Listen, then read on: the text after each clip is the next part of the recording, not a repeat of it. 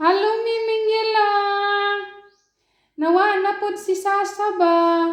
Naubi kay nawa man si Sasa. Unsa man nato? Nabuntis man to si Sasa. Pag uli dire, manganak na si Sasa. Ha?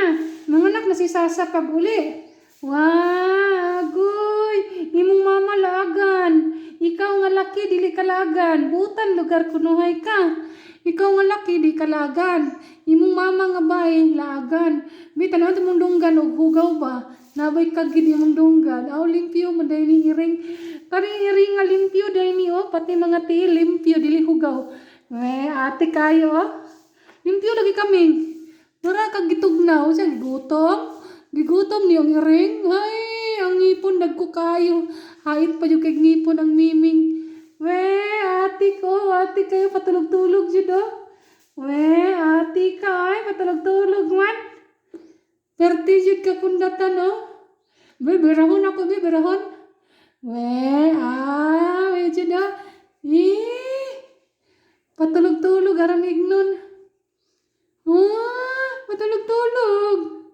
Patulog-tulog ko na siya.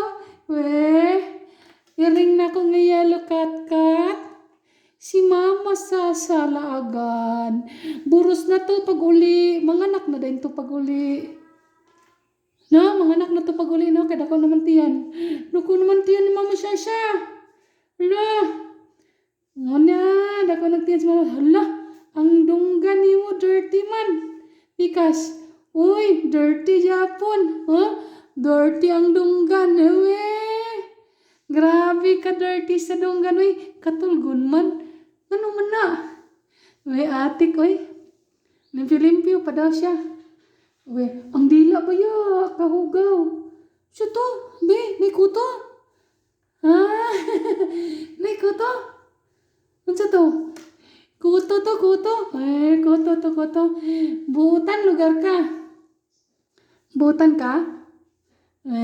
Butan siya bay. Butan ikaw? Di dyan ni siya mulayas. Uldirira ni siya perminti sa balay. Pero yung mama kay lagan. Imbis ang lagan laki, ang bahay nun ang lagan. Siya nun ang good boy. Ang mama mo'y bad boy, bad girl. So si mama ang bad no, masigig laag.